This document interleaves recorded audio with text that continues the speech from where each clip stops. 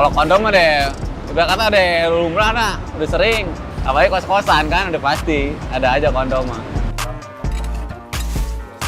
Ada sih satu. Pernah nemu pala orang. Pernah sih kesemprot sampai ke muka. Enak loh bang rasanya. Nano-nano. Ya kalau udah nyemprot ke sini udah pasti ke berasa itu pasti ada rasa rendangnya juga. Selama kita masih bisa berak, kita masih dibutuhkan. Kecuali orang udah nggak berak. Nah, menyerah dah saya.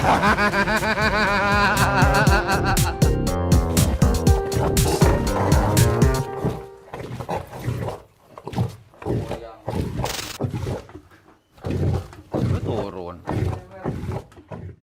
Oh, yang mundur mentok gitu ya? Oh, sebelum Haji Madura. Ya udah nih saya jalan nih Pak ya.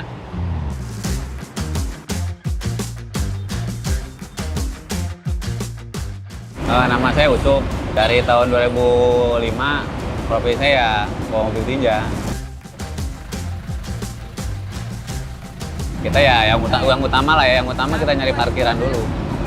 Maksudnya kita parkir nih, yang punya rumah harusnya ke depan dulu buat izin ke rumah yang kita parkirin. Karena kan tiap rumah yang kita parkirin beda-beda bang, ada yang ngasih izin, ada yang enggak.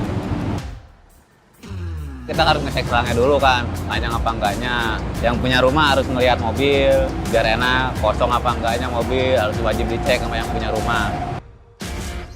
Baru kita gelar selang.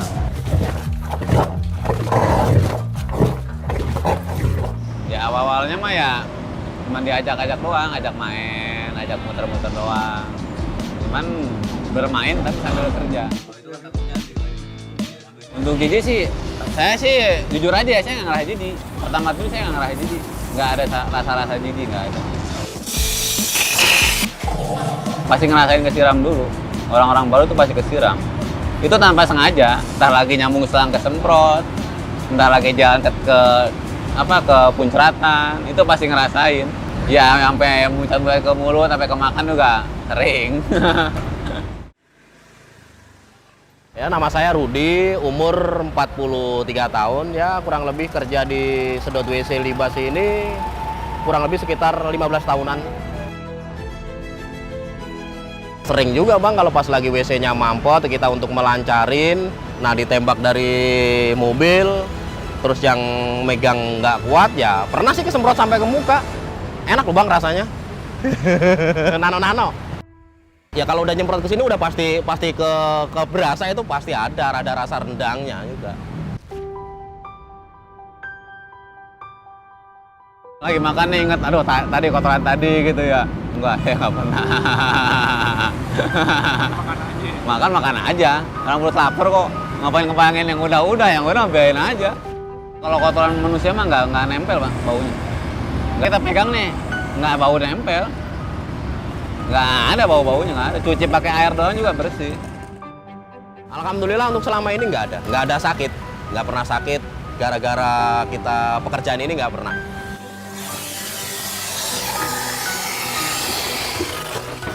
Mampet di saluran. Kebanyakan di softtek bang.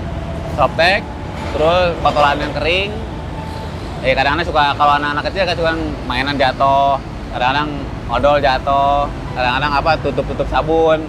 Jatuh, nggak sengaja kesiram. Nggak tahu nyangkut di pas belokan. Yang sering dialamin sih softtek.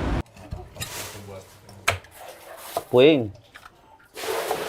Dapat sendok no. Kehilangan sendok nggak? Bener. Kalau koin itu rata-rata dalam sepiteng itu pasti ada pak. Ya karena ya mungkin ada orang cebok atau apa, jatuh. Jangankan koin, cincin aja sering ketemu. Harta karun jatuhnya. Bang kebanyakan sih emas lama bang. Kalau emas yang baru sih nggak pernah nemu, belum pernah lah. Kalau kondom mah deh, udah kata deh lumrah nah, udah sering. Apalagi kos-kosan kan udah pasti ada aja kondom mah.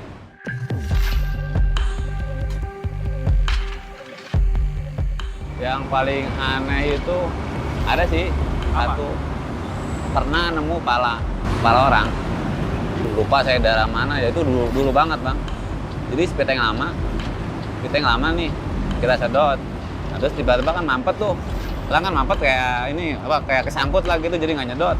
Pas kita angkat itu nggak bisa keluar. Kita gedein bolongannya pas diangkat tengkorak. Iya benar itu asli itu tengkorak. Untuk penyedotan paling lama itu 1 jam paling lama. Kalau untuk paling ya susah-susahnya ya 2 jam lah. Kalau untuk kesulitan itu untuk penyedotan nggak ada kesulitan bang, nggak ada kesulitan. Kesulitannya cuman kalau pas kotorannya itu udah keras, udah bertahun-tahun. Contohnya sampai sepiteng itu umur 10 tahun, 15 tahun. Nah itu kendalanya mesti harus kita kuras habis. Orang masuk ke dalam. Oh, Bener itu sepiteng. pitengnya kok. Oh, piteng yang bener ini udah keras, udah di tanah. Masuk. Ada bongkar digali lagi. Buka aja ya gasnya ya. Oh itu mah gas pitengnya udah nggak ini, udah nggak bener-bener jadi tanah itu, udah parah itu. Kalau kata kita udah nggak bisa disedot itu. Dicolok besi aja kan udah tanah itu. Kalau itu mah kayaknya sih kalau untuk dibenerin ya paling ya digali ulang. Kalau untuk standar itu 2 tahun. 2 tahun apa setahun sekali itu standar. Jadi WC itu bertahan terus. Jadi kalau kita pakai WC nih 5 tahun baru penuh baru sedot, itu otomatis dia endapannya itu kering, nggak bakalan kesedot. Nah kadang-kadang orang kan begini, belum penuh ini, belum mampet ini ya, biarin aja dulu ntar nunggu mampet. Kadang-kadang udah mampet aja masih bisa aja, ntar aja belum parah orang masih turun. Nah itu lama-lama dia padat di bawahnya itu. Nah yang kadang-kadang dampaknya nanti pipanya yang kena. Seorang petugas penyedot tangki septik atau septic tank tewas akibat septic tank yang sedang dibersihkan meledak. Kalau untuk kejadian sepiteng meledak itu mutlak kesalahan dari penyedotan sendiri, yang nyedot sendiri. Yang saya tahu kalau sepiteng itu kan gas ya. Setelah selesai penyedotan bahwa menyatakan itu sepiteng itu udah habis kotorannya, itu kan seharusnya di senter, pakai senter. Nah itu pakai api, pakai koran dibakar dimasukin.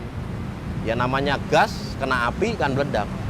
Begitu si koran itu masuk, dia mau mundur, sepiteng meledak. Nah itu coran itu nimpa ke dia. Sebenarnya meninggalnya itu tertimpa coran itu tadi.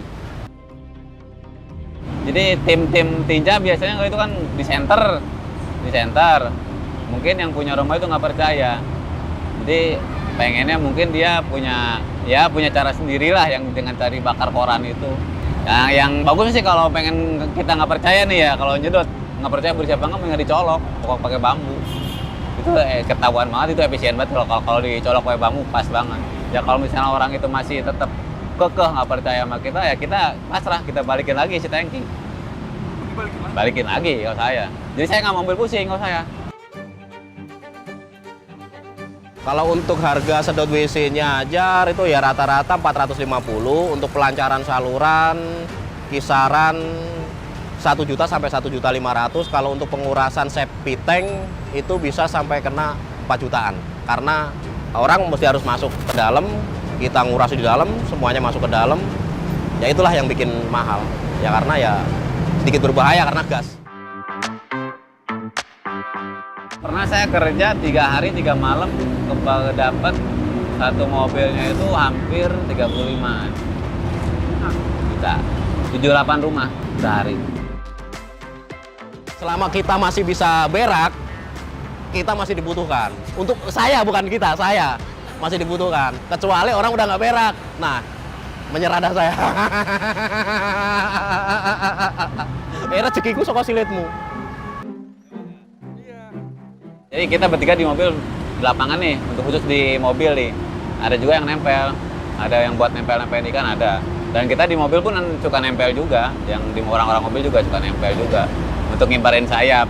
Jadi biar tempelan kita tuh nggak mati di tengah jalan. Jadi biar tiap nyedot kita nempel. Paling kebanyakan tiang listrik bang. Kalau di tembok kita kebanyakan diomelin.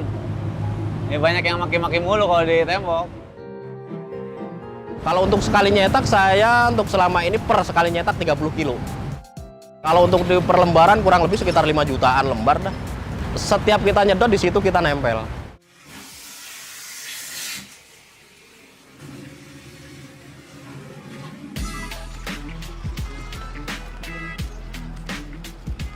Jauh dari gelit, dari gengsi. Jakarta kita gelian, kita gengsian nggak makan. Di sini kita nggak perlu pengalaman kalau mobil tinja mah. Yang penting ada kemauan, nanti pengalaman bisa nyusul.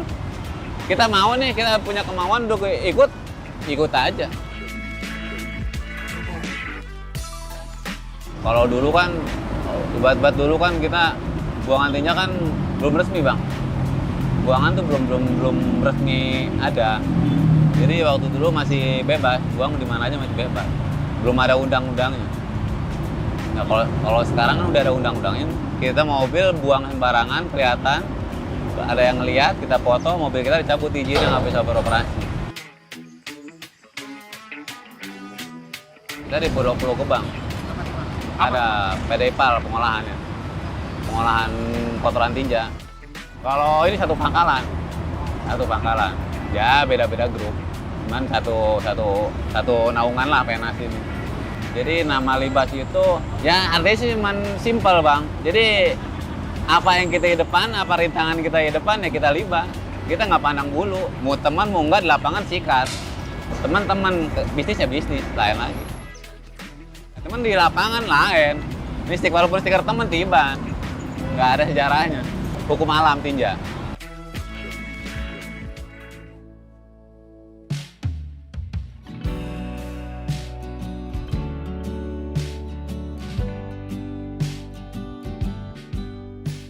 Ya kita nih pesannya ya gini aja, kalau kita kan kerja di dunia yang kotor lah, ibarat kata kotor lah, kita kerja di yang kotor-kotor lah.